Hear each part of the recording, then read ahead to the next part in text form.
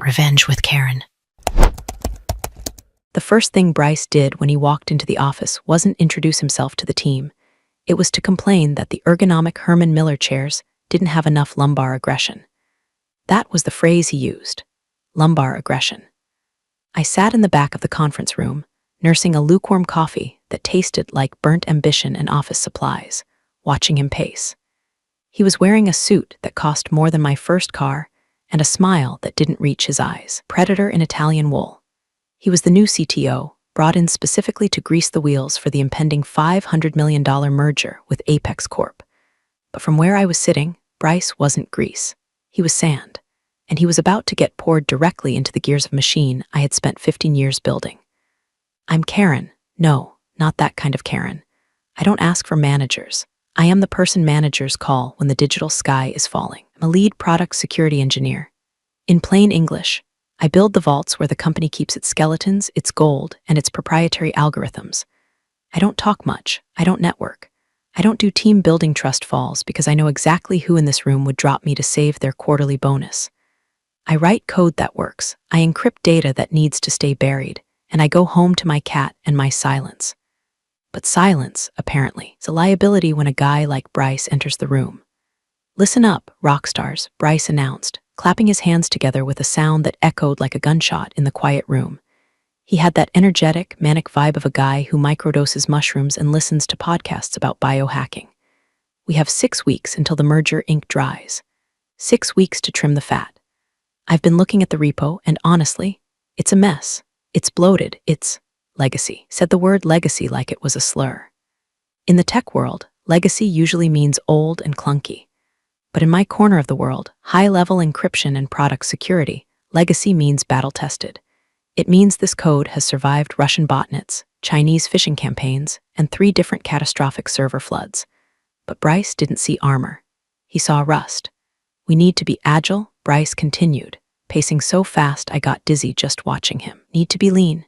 If a piece of code isn't directly driving revenue or user acquisition, it's dead weight. We are purging the system. We are going to migrate everything to the cloud-native, serverless architecture I implemented at my last startup. A murmur went through the room. His last startup had imploded because they leaked 40,000 user credit card numbers on the dark web. But nobody said that. Everyone just nodded, terrified for their jobs. Karen, I said, pivoting suddenly to point a manicured finger at me. You're in charge of, what is it? Internal protocol security. That sounds like a fancy word for cost center. I didn't blink. I just set my coffee cup down, deliberately slow. It's encryption, Bryce. I secure the data transfer tunnels. Without them, the merger documents are just plain text files floating on the internet for anyone to grab. He laughed. A short, barking sound. Encryption. Right. You have third-party tools for that now. AWS handles that. We don't need custom scripts clogging up the pipeline. Your department, it feels heavy. It feels like it got comfortable. Comfortable? I repeated, my voice flat. My code is the only reason we passed the SEC audit last year. That was last year, Bryce dismissed, waving his hand as if swatting away a fly. This is the future. We are cutting the cord. I want a full audit of your repositories by Friday. Anything that isn't critical to the UI demo gets archived. And by archived, I mean deleted. Hey, real quick, if you're enjoying this dive into corporate madness, do me a favor and hit subscribe. It helps us keep the lights on and the stories coming. Okay, back to the carnage. The meeting ended with a flurry of buzzwords, synergy, paradigm shift, low-hanging fruit. I walked back to my desk, my stomach churning with a cold, hard knot of realization. This wasn't just a restructuring. This was a demolition. Bryce didn't understand the architecture. He looked at a load-bearing wall and saw something that blocked his view, so he was going to take a sledgehammer to it. The problem was, the wall he wanted to knock down, my core synthesis project, wasn't just some old script. It was the master key generator. It was a complex, multi-layered system that constantly rotated the decryption keys for our most sensitive legal archives. If you deleted that, you didn't just lose the code. You lost the ability to read every contract, every patent, and every merger document we had signed in the last decade. It was designed to be secure. It was designed so that if someone hacked us, they couldn't read the files without the live generator. And Bryce wanted to delete it because he thought it looked bloated. I sat at my desk, surrounded by 3 monitors glowing with the comforting green and white of terminal text. I could have marched into his office. I could have drawn a diagram. I could have shouted. But I knew men like Bryce. If I fought him, he would dig in. He would see it as a challenge to his authority. He would fire me for insubordination and then delete the code anyway, just to prove a point. No, I needed a different approach. My Slack pinged. It was Dave, junior dev who still thought open-source libraries were safe to use without checking the dependencies. Dave, hey Karen, did you see? Bryce just revoked write access to the main repo for the security team. He says he wants to approve all commits personally to ensure code hygiene. I checked my terminal. Git push. Error, 403 forbidden. Write access denied. He had locked me out of my own house. He had taken the keys to the vault and handed them to a guy who thought password 123 was too complex. A normal person would panic. A normal person would call HR. I just felt a strange, icy calm settle over me. It was the same feeling I got when I was debugging a critical failure at 3 a.m. The emotion drains away, replaced by pure logic. If X, then Y. If Bryce wanted to play God with the file system, let him. But I wasn't going to let him burn the company down without an insurance policy. I opened a separate terminal window, one that didn't log to the central server. I typed in a command I hadn't used in years, git clone mirror. I wasn't just downloading the files. I was cloning the entire history, the branches, the tags, and most importantly, the encryption logic that lived in the hidden subdirectories Bryce didn't even know how to list. I pulled it all down, every line of code I had written for 15 years. The progress bar crawled across the screen. 10%, 35%, 68%, Karen. I minimized the window instantly. Bryce was standing at my cubicle wall, leaning over like a guidance counselor trying to relate to a troubled teen. We need to talk about your attitude in the meeting, he said, smoothing his tie. I know change is hard. I know you old guard engineers get attached to your little scripts. But I need team players. I need people who are hungry. I looked up at him, keeping my face completely blank. I understand, Bryce. You want efficiency. You want modern. Exactly. He pointed at me, beaming. See, you get it. I'm going to need you to hand over the documentation for your encryption protocols. I'm bringing in a consulting firm, some guys I know from Stanford, to rewrite it in Rust. Faster, cleaner, rewrite the encryption logic, I said slowly. In 6 weeks. They're wizards, Karen, wizards. Just give them the docs. Sure, I lied. I'll compile them for you, great, and hey, let's try to smile more, yeah? The merger is a celebration. He tapped my desk twice and walked away, already typing on his phone.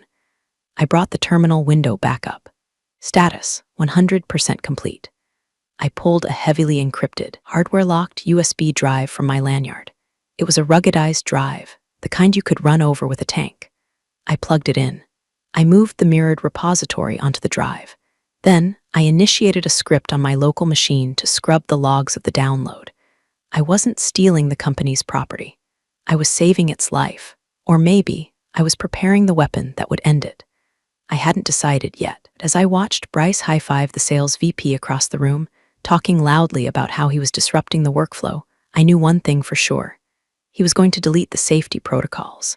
He was going to cut the parachute because he thought the backpack looked too heavy. And when he hit the ground, I wanted to make sure I was the only one holding the ripcord. I ejected the USB drive. I put it in my pocket. It felt heavy, like a stone. Want legacy gone, Bryce? I whispered to the empty air. Be careful what you wish for. The first shot had been fired. He had revoked my access. He had insulted my work. He had threatened my team. Now, I was just going to sit back and watch him load the gun he was pointing at his own foot. The next morning, the office smelled like ozone and panic. Bryce had evidently pulled an all-nighter, not working, mind you, but creating the list. It was a shared Google sheet titled Project Zero, Redundancy Elimination, and it was currently projected on the massive 80-inch monitors in the main engineering bay. It was a kill list. Rows and rows of file names, directories, and libraries were highlighted in neon red.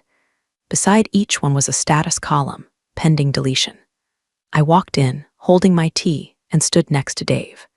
Poor Dave looked like he was about to vomit. He was vibrating. He's deleting the load balancers, Dave whispered, his voice cracking. Karen, look at row 42. He marked the Traffic Shaper Pi script as redundant because he said the cloud provider does it automatically.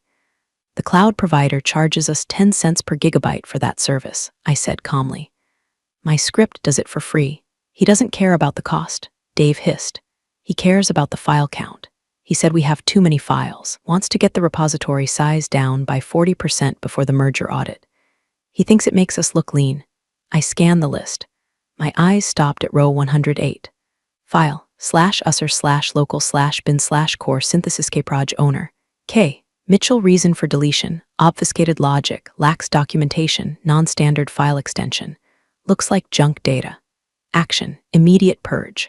My heart didn't skip a beat.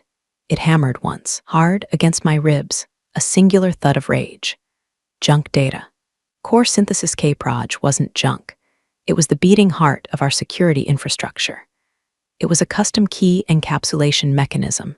Chem, I had written 5 years ago when we realized standard RSA keys were getting too slow for the volume of legal docs we processed. Non-standard file extension was a security feature to prevent automated ransomware from encrypting our encryption keys. It was obfuscated because if you could read the logic, you could reverse engineer the master seed. Bryce was looking at a nuclear reactor control rod and calling it a useless metal stick. I walked over to the glass-walled fishbowl where Bryce was holding court with his new Tiger team, 3 guys in Patagonia vests who looked like they were 12 years old. Bryce, I said, stepping into the room. I didn't knock. He looked up, annoyed. Karen, we're in a sprint planning session unless the building is on fire. Row 108, I said, the core synthesis project, you have it marked for purge. Ah, yes, he leaned back, lacing his fingers behind his head. The mystery file. My guys looked at it. It's spaghetti code, Karen. It's dense, unreadable, and frankly, it smells like job security. We're replacing it with a standard AES 256 library. It's not just encryption, I said, keeping my voice dangerously level. It's the key generator. It links the timestamp of the merger contracts to the digital signature. If you delete that file, the handshake fails. The documents won't open. They will lock down permanently. Bryce rolled his eyes and looked at his Tiger team. They snickered. One of them, kid named Tyler, who was probably still on his parents' health insurance, spoke up. Actually, Karen, we checked the dependencies. Nothing calls that script. It's orphaned code. It's not running in the active pipeline. It's not running because it's an asynchronous daemon, I explained, trying to use small words. It wakes up only when a contract is accessed. If you check the logs, we checked the logs, Bryce interrupted. 0 activity in the last 48 hours, because nobody has opened a merger contract in the last 48 hours. Bryce stood up. He wasn't smiling anymore. Karen, stop. This is exactly what I'm talking about. You are hoarding code. You are clinging to the past. I have made a decision. The architecture is changing. We are moving to a unified security model. He leaned over the table, getting into my personal space. Your code is messy. It confuses the new developers. It goes. End of discussion. I looked at him. I looked at Tyler, who was smirking at his MacBook. I looked at the whiteboard where they had drawn a diagram of the new architecture that was basically just a bunch of arrows pointing to a cloud icon. A switch flipped in my head. The anger didn't vanish, but it froze. It crystallized into something sharp and useful. Okay, I said. Bryce blinked. He had expected a fight. He had expected me to beg. Okay, you're the CTO, I said. If you say it's junk, I'll focus on the UI transition like you asked. Good, Bryce said, relaxing instantly. Good, I knew you'd come around. See, it's liberating, isn't it? Letting go of the clutter. Liberating, I echoed. I walked out of the office. Dave was waiting for me in the hallway, looking terrified. Did you save it? He whispered. Did you convince him? No, I said, walking past him toward the break room. He's going to delete it. But, Karen, if he deletes the key generator, what happens to the archive? I stopped and looked at Dave. He was a good kid. He actually cared about the work. I decided to give him a crumb. Dave, do you remember when I told you to never hard-code credentials? Yeah. And do you remember when I told you that the smartest engineer isn't the one who writes the most code, but the one who knows where the backups are? He stared at me, confusion clouding his face. Karen, code's next on the block. He's going to wipe the drive by noon. Let him, I said, a small, cold smile touching the corners of my lips. It's already gone. What do you mean? I mean that core synthesis kproj on the server is just a shell, I lied. Well, it was a half-lie. The version on the server was the production instance. But the logic, the mathematical soul of the system, was currently sitting in my pocket, crypted on a USB drive that Bryce couldn't access in a million years. Go back to your desk, Dave, I said softly. and maybe update your resume, just in case. I went back to my cubicle. I opened the company's ticket system and created a new ticket, Ticket 9902, confirmation of deletion order for core synthesis. I wrote a brief note.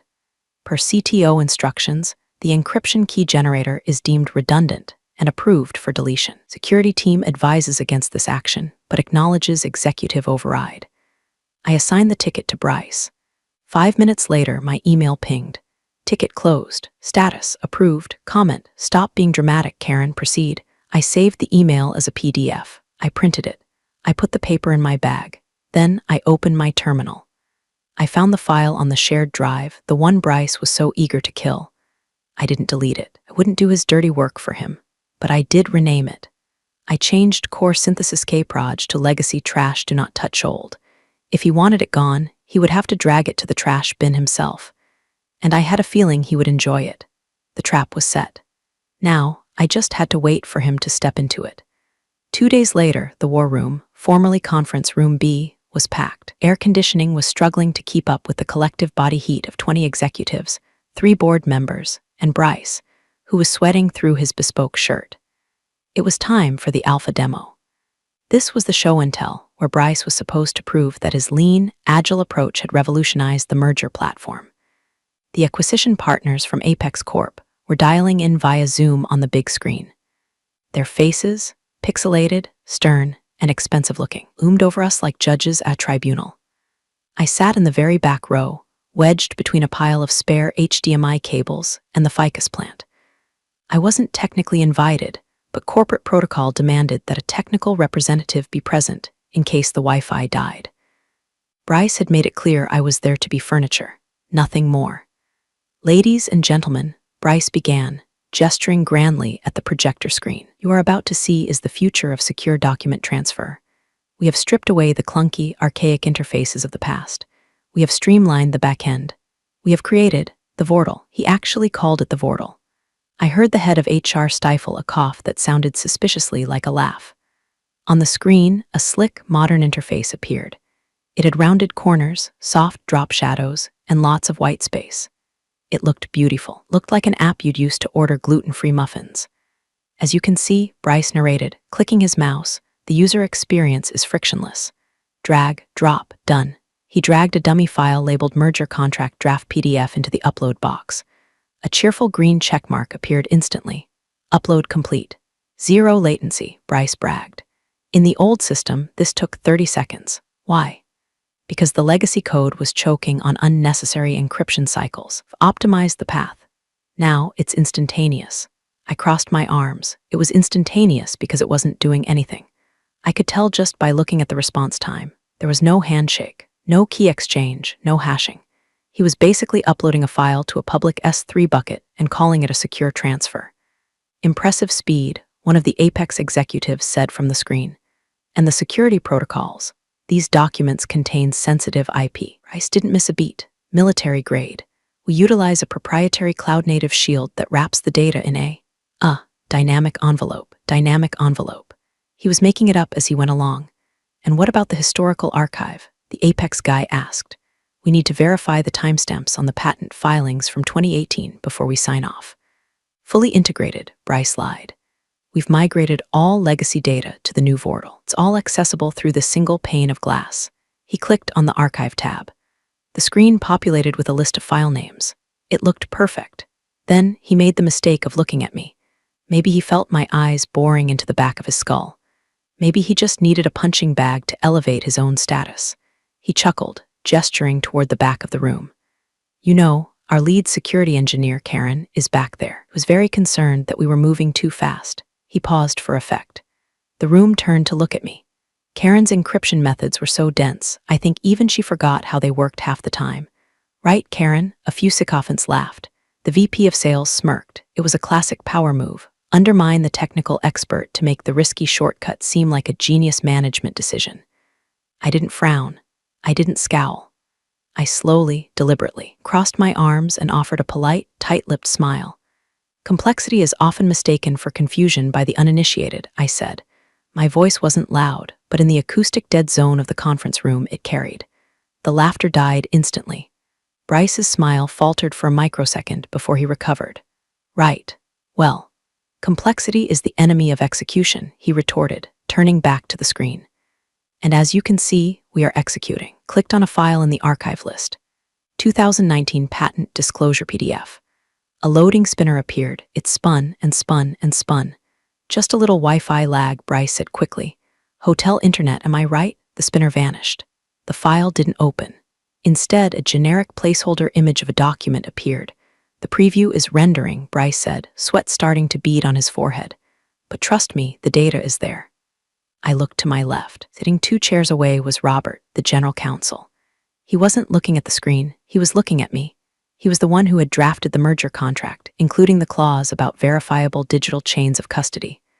Robert raised an eyebrow, a silent question. Is he full of shit? I met his gaze. I gave the tiniest, almost imperceptible nod. Robert closed his notebook. He didn't say anything, but the shift in his body language was tectonic. He knew. Bryce wrapped up the demo with a flurry of slides showing projected cost savings. We are ready for the final data migration this weekend, he announced. Come Monday, the old system is history. As the room cleared out, Bryce stopped by my chair. He was high on adrenaline. See, he whispered, leaning down. Nobody cares about your math, Karen. They care about the UI. They care about the story. It was a nice story, Bryce, I said, standing up. I just hope the ending holds up. You're just bitter because I'm deleting your life's work, he sneered. I'm not bitter, I said, slinging my bag over my shoulder. I'm observant. You showed them a menu, Bryce, but you didn't check if the kitchen was on fire. I walked out. Let him have his victory lap. He didn't realize that by migrating the data without the active key generator was essentially moving 1,000 locked safes into a new room without bringing the combinations. He thought he was cleaning house. He was actually bricking the entire company. The fallout from the demo was slow at first, like a crack in a dam that starts as a hairline fracture. It began the next morning, not with a scream, but with a polite knock on my cubicle wall. It was Sarah from compliance. Sarah was a woman who lived her life in shades of beige and gray, terrified of any deviation from protocol. She held a printed copy of the merger agreement as if it were a holy text. Karen, she asked, her voice trembling slightly, do you have a minute? I have a question about the active keychained dual-auth signatures. I spun my chair around. What about them, Sarah? She fiddled with her glasses. Well, I was reviewing the technical specs Bryce sent over for the new Vortal, and I can't find the reference to the dual-auth chaining. Contract, Clause 14C specifically, states that all digital transfer files must be secured by an immutable, time-stamped keychain. I leaned back, interlacing my fingers. Clause 14C, yes. I wrote the technical requirements for that clause myself 3 years ago. Right, Sarah said, so? Where is it in the new system? Bryce said the new system is streamlined. But if we don't have that specific signature type, receiving bank's automated system will reject the transfer. The merger funds won't clear. This was the smoking gun. The Vortal was just a web interface. It didn't have the back-end logic to generate those specific, legally mandated cryptographic signatures. That logic lived in core synthesis kproj. The file Bryce had marked as junk. Did you ask Bryce? I asked innocently.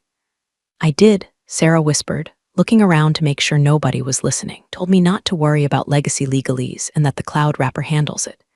The cloud wrapper, I repeated. Sarah, there's no cloud wrapper. That's a marketing term.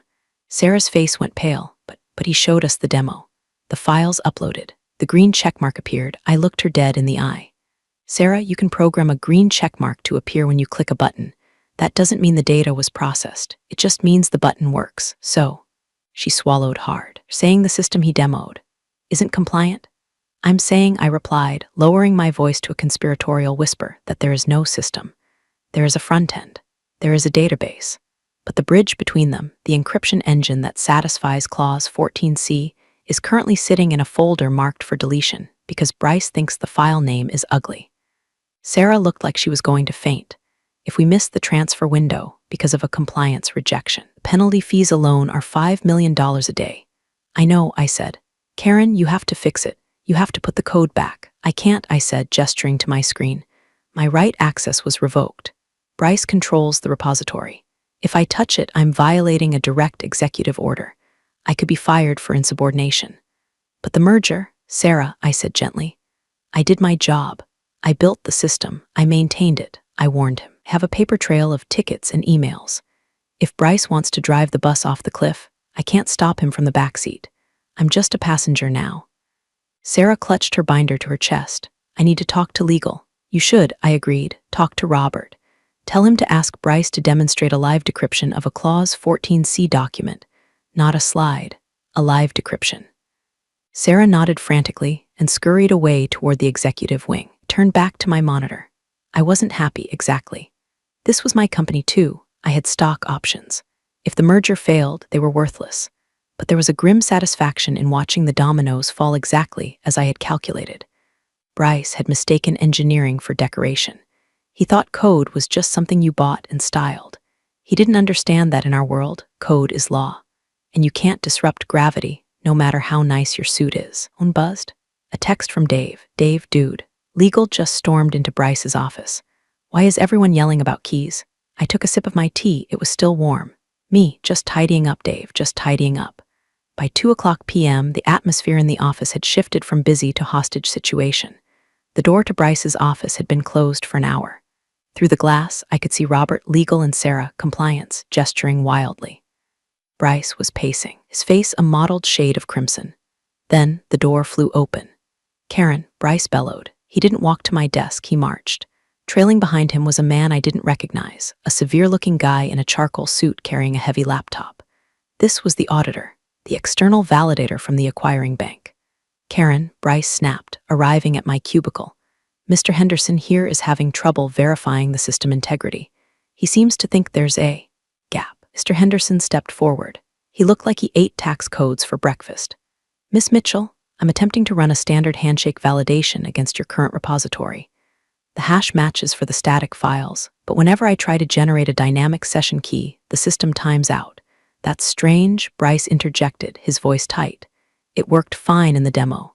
The demo was a UI mockup, Bryce, I said calmly. I turned to the auditor. Mr. Henderson, you trying to validate against core synthesis? I'm trying to validate against the entire codebase, Henderson said. But yes, the call to the KEM, key encapsulation mechanism, returns a null value. That's because the KEM isn't linked, I said. It's been deprecated. We're moving to cloud native, remember? I shot a look at Bryce. Bryce's eyes bulged. Just fix it, Karen. Give him the test file he needs. I can't give him a file generated by a system that you flagged for deletion, Bryce. That would be deploying deprecated code. I am ordering you to generate a valid key. Bryce shouted.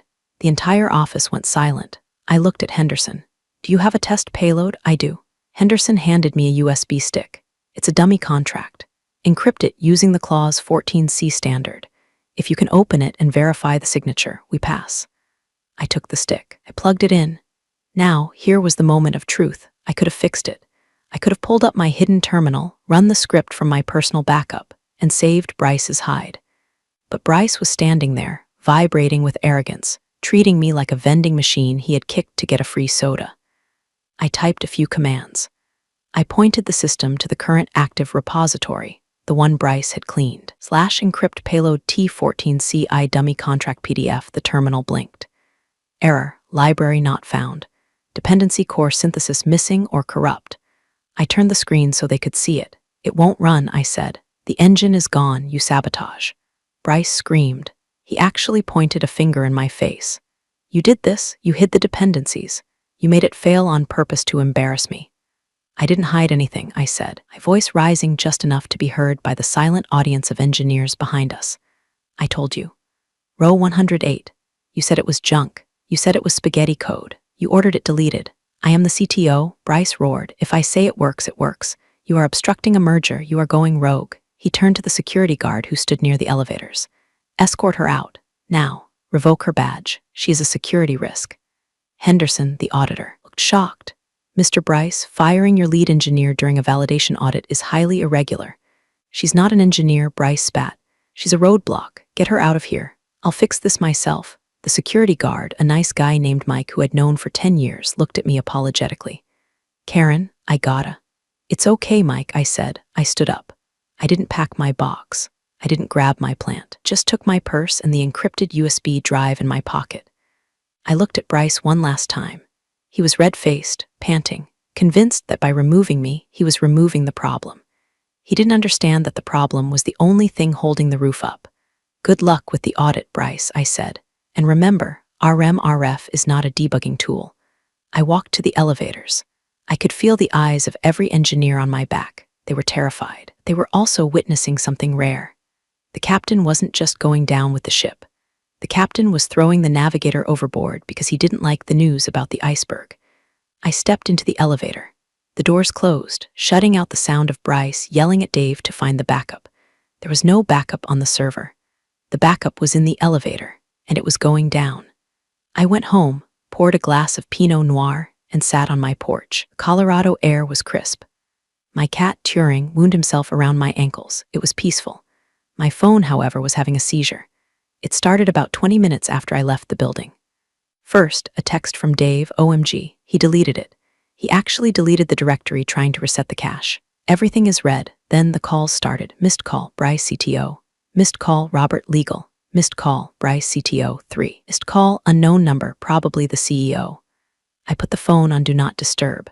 Back at the office, I knew exactly what was happening. When Bryce tried to fix the problem by deleting the corrupted cache, he would have triggered the failsafe I engineered 4 years ago. The system was designed to detect tampering. If the primary key generator, core synthesis, was removed without a proper decommissioning signature, the archive went into lockdown mode. It was a feature, not a bug. It was designed to prevent a hacker from wiping the logs to cover their tracks. If the logs were deleted, the vault slammed shut. Right now, every single merger document, every employment contract, every patent filing on the server was encrypting itself with a randomized 4096-bit key. Without the generator to reverse the math, those files were just digital noise. I took a sip of wine. I imagined Bryce staring at a screen that just said, "Access denied. System locked. Contact administrator." The sun began to set.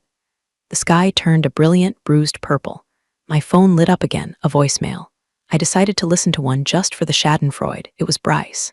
He sounded breathless, like he had been running. "Karen, look, maybe we got off on the wrong foot. Things got heated, passionate. That's just how I lead, but I need you to come back and clarify some variable names. The system is acting weird. It's asking for a root seed. Just call me back. We can talk about your severance package, or a bonus. Just call me." He still didn't get it. He thought it was a negotiation. He thought he could buy the math. I didn't call back. Instead, I went to my personal laptop, an air-gapped machine I used for side projects. I took the ruggedized USB drive out of my pocket.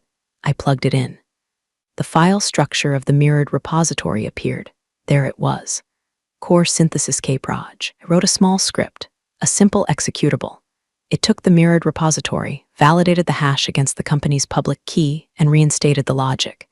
It was a patch, a one-click cure. I named the file exit KYXE. I wasn't going to give it to them. Not yet. You see, in encryption, there's a concept called proof of work. You have to expend energy to prove you are who you say you are. Bryce hadn't done the work, hadn't suffered enough to understand the value of what he had destroyed. I checked my email on my phone. An automated alert from the company's server, which I still had shadowed to my personal account because Bryce forgot to revoke my email aliases, popped up. Critical alert, storage integrity failure. Attempting recovery, failed. Critical alert, merger deadline imminent. 48 hours remaining. They were 48 hours away from losing a $500 million deal. The only person who could save them was currently watching a squirrel bury a nut in the garden. I took another sip of wine. Let it burn for night, I told Turing. Let them see how dark it gets without the light. The storm wasn't just brewing, it was overhead, and I was the only one with an umbrella. The next morning, a courier arrived at my house. He handed me a letter. It wasn't a lawsuit. It was a consulting contract. Rate, $500/hour. Scope, emergency system restoration. Signed, Robert, General Counsel. I laughed. $500 an hour. That wouldn't even cover the emotional damage of listening to Bryce use the word synergy. I shredded the contract. Back at the office, the situation had gone from crisis to funeral. I knew this because Dave was texting me a play-by-play from the bathroom stall. "Dave, the CEO is here. The Apex partners are physically here in the boardroom. Bryce is sweating so much he looks wet. He claims he fixed it overnight with a hotfix from a freelancer. He had probably hired someone off Upwork to patch a UI layer over the gaping hole in the back end. It was time. I didn't sign the contract. I didn't call. I just got in my car and drove to the office. I still had my physical access card. Bryce had ordered it revoked, but Security Mike had forgotten to process the request. Loyalty pays. I walked into the building. The reception area was eerily quiet. I took the elevator to the 40th floor. The boardroom was glass-walled. I could see everything. The CEO sat at the head of the table, looking like he was chewing glass. The Apex partners sat opposite, arms crossed, skepticism radiating off them like heat waves. Bryce stood at the front. He looked haggard. His eyes were wild. We experienced a minor glitch with the legacy cache, Bryce was saying, his voice cracking, but we have modernized the stack. What you're about to see is the fully realized Vortal. I stood outside the glass doors. Nobody noticed me yet. They were too focused on the screen. Bryce pulled up the core contract, the $500 million document. Merger agreement, final PDF. This document, Bryce said, is now secured by our new cloud algorithm. He moved the mouse to the execute button. This was it. The moment the digital signatures were supposed to merge and lock. We're clean, Bryce boasted. We've modernized everything. He clicked. The screen flashed white. A loading bar appeared. Verifying signatures, checking timestamp. Then the screen turned a violent shade of red. Critical error, decryption failed. Primary key not recognized. Chain of custody broken. A siren sound, actually a system alert I had installed for catastrophic failure, blared from the speakers. Apex partner stood up. What is this? Where is the contract? It's just a rendering error. Bryce stammered, clicking frantically. It's the display driver. The file is fine. He clicked again. Error, file corrupted. Unable to decrypt. The file icon on the screen changed from a PDF symbol to a jagged, broken page icon. You lost the contract? The CEO asked, his voice barely a whisper. Bryce, did you lose the merger contract? No, it's the old code. Bryce yelled, slamming his hand on the table. It's that damn legacy junk interfering with my new system. It's Karen's fault. She left booby traps. That was my cue. I pushed the glass doors open. I didn't leave traps, Bryce, I said. My voice was calm, cutting through the panic like a scalpel. I left load-bearing walls. You're the one who removed them. The room froze. All heads turned to me. I stood in the doorway, wearing jeans and a hoodie, looking like the only person in the room who wasn't about to have a heart attack. You, Bryce pointed a shaking finger at me. You did this. You sabotaged the key generator. I didn't touch the key generator, I said, walking slowly toward the head of the table. You did. You marked it for deletion. You said it was bloated. You said it was junk. It is junk. Bryce screamed. He was losing it completely now. The facade of the cool, tech bro visionary had crumbled, revealing a frightened, incompetent child. It's incompatible with the new architecture. It's causing conflicts. If I could just scrub the last remnants of your trash code off the server, the new system would work. Is that what you think? I asked, stopping at the end of the table. I looked at the CEO. He thinks my code is the problem. He thinks if he deletes the cache, the last place the encryption keys are temporarily stored, the system will magically reset and work. It will. Bryce insisted. It's a caching error. I need to purge the legacy temp files. I looked at Bryce. If you purge the temp files without the master generator active, you wipe the encryption keys. Permanently, the documents will never open again. They will be random noise forever. Liar. Bryce spat. You're just trying to protect your job. You're trying to make yourself indispensable. He grabbed the keyboard. He opened the command terminal on the main screen, navigated to the cache directory. rmrf/var/cache/secure keys/ he typed the command. His finger hovered over the enter key. Get that trash code off my system, Bryce sneered. I'm deleting it myself. Do it, I said. The CEO stood up. Wait, no, I said, locking eyes with Bryce. Let him do it. He's the CTO. He knows best. Go ahead, Bryce. Delete the legacy code. Disrupt the industry. Bryce looked at me. He looked at the code. Wanted to be right so badly. He wanted to prove that he didn't need me, that he didn't need the past. He smashed the enter key. Executing delete. Cache cleared. For a second, nothing happened. Bryce smiled triumphantly. See, gone. Now watch the Vortal work. He clicked on the contract again. The screen didn't turn red this time. It turned black. A single line of text appeared in plain white DOS font. Fatal error, keychain lost. Merger package corrupted. Data recovery impossible. The silence in the room was absolute. It was the silence of a collapsing star. Where did it go? Bryce whispered. He clicked the mouse. Nothing. Where did the file go? It didn't go anywhere, I said softly. The data is still there, but you just shredded the dictionary we used to read it. You just turned $500 million into digital confetti. The CEO slumped into his chair. The Apex partners were already packing their briefcases. Deleted the keys, the general counsel said, his voice hollow. You actually deleted the keys. Bryce stared at the screen, his mouth open. I thought it was just cash. You thought wrong, I said. The panic began to set in. The CEO was shouting for IT support. The Apex partners were on the phone with their lawyers. Bryce was pale, looking like he might actually vomit on the mahogany table. Fix it, the CEO yelled at Bryce. Undelete it. Something I can't, Bryce stammered. It's a secure wipe. It's gone. It's not gone, I said. The shouting stopped. They looked at me again. I reached into my pocket. I pulled out the ruggedized USB drive. It glinted under the fluorescent lights. The code you hated, the legacy junk, I held the drive up. It wasn't just code. It was the decryption key generator.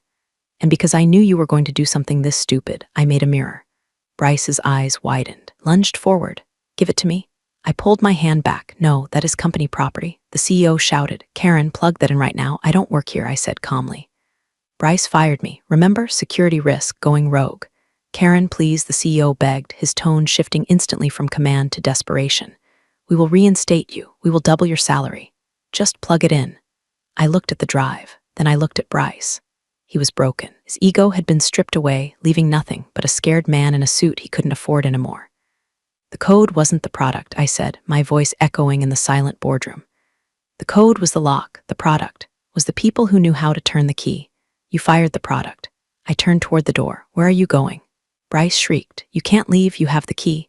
And it just left the building, I said. I walked out. Security. Stop her, the CEO yelled. Ike, the security guard, was standing by the elevators. He saw me coming. He heard the CEO screaming. He looked at me. He looked at the chaos in the boardroom. He stepped aside and held the elevator door open. Have a good one, Karen, Mike said. You too, Mike, I said. I stepped in. The doors closed on the image of Bryce scrambling over chairs, trying to reach me too late. I walked out of the building and into the sunlight. It was a beautiful day. My phone buzzed. It was a text from the CEO. CEO, name your price. Anything, please. I didn't reply. I walked to my car. I would give them the key eventually. I wasn't a monster. There were innocent people working there, people like Dave and Sarah, whose livelihoods depended on that merger. But not today, and not for free. Consulting rates just went up. I started my car. I put on some Danny DeVito Asmer, Don't Judge, It's Soothing, and drove away. The legacy was gone. But the engineer, she was just getting started.